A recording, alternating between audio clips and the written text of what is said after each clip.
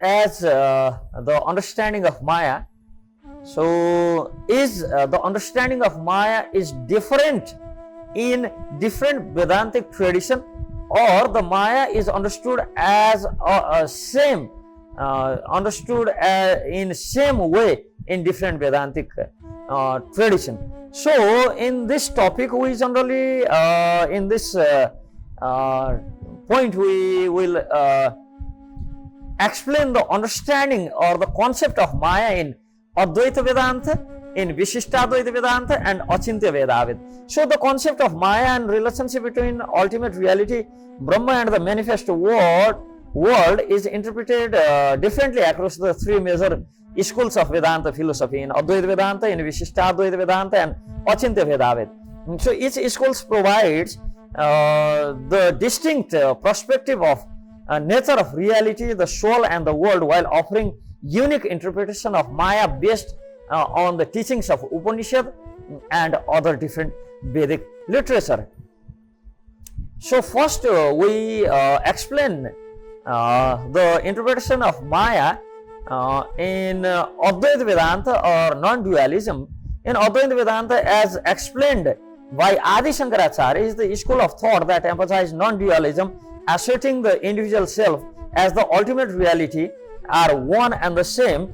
And in this concept, Maya in Advaita, Maya is cosmic illusion or the ignorance of Vidya, the cause of appearance of manifold universe, and it is through Maya that undifferentiated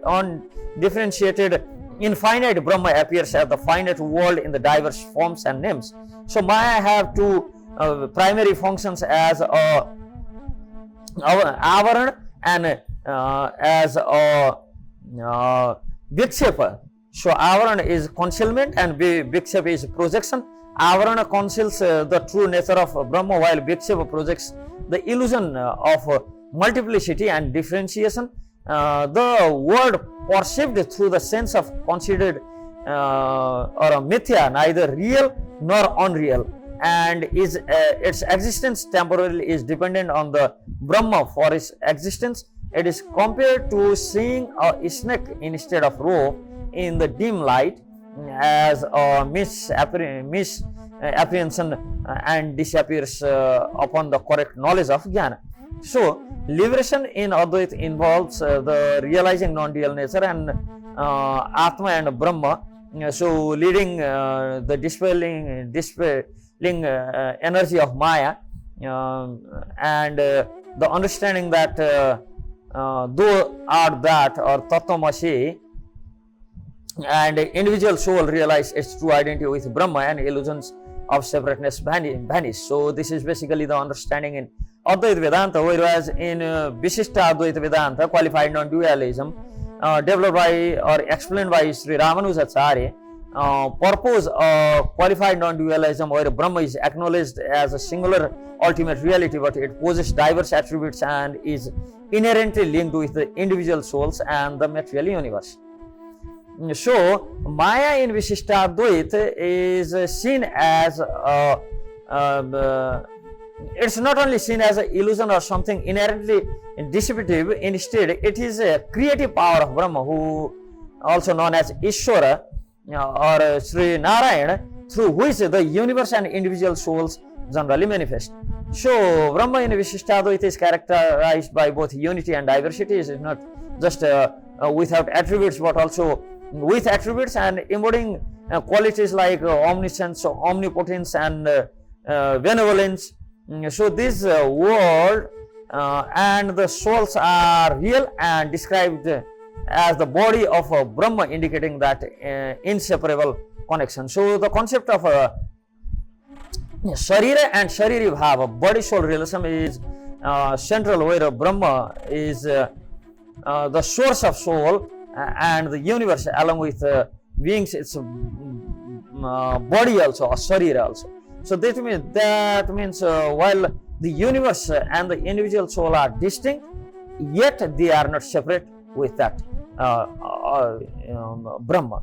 So in Vishishtadvaita, the moksha is achieved by realizing the true nature of one's relationship with Brahma characterized by eternal service and communion with the divine. So this involves understanding the individual soul as a part of Brahma and yet distinct, achieving harmonious unity. And in inconceivable oneness and difference in Achintya Bheda Abheda, as was initially mentioned by Bhaskaracharya and so many prominent Acharya, and later was described and established, articulated by Sriman Mahaprabhu, is a philosophy that asserts the simultaneous oneness and difference between the individual soul and the Supreme Brahma. So, Maya in Achintya Bheda Abheda is considered a divine energy of Sri Krishna, and that both covers and reveals the true nature of reality. It is through Maya that phenomenal world and the individual souls come into being, maintaining both their this distinctiveness and unity with that Supreme Soul or Sri Krishna. The term Achintya means inconceivable, indicating that the relationship between divine and the creation cannot be fully grasped by the human intellect alone. The oneness of Veda and difference Veda are simultaneous and harmoniously coexisting truth and the reality. So, unlike Advaita, where Maya is pure illusion, in Vishishtadvaita, and as in Vishishtadvaita, where the world is real but a dependent aspect of a Brahma, Achintya Bheda Abheda emphasizes the reality of material and spiritual world along with their inconceivable oneness, at the same time a difference with that divine being. So, in the philosophy of Achintya Bheda Abheda, it involves the realization and experience of the soul's eternal relationship with Krishna and emphasizes devotion as the primary means of transcending Maya and experience the divine reality. The soul remains its individuality but enjoys the relationship of loving service with Supreme. So, in conclusion, the concept of Maya interpreted in sort of differently, at the same time similarity in three different schools reflecting distinct metaphysical frameworks, as Advaita Vedanta sees Maya as complete illusion masking the non-dual reality of Brahma, which is alone ultimately real, whereas in Vishishtadvaita Vedanta perceives Maya as divine power, that divine power of that Supreme that manifests the real qualified universe and a body of ultimate reality, Brahma, which possesses both unity and diversity, whereas in Achintya Bheda Abheda maintains that Maya is divine energy that allows for the simultaneous and inconceivable oneness and difference between the individual soul and the divine.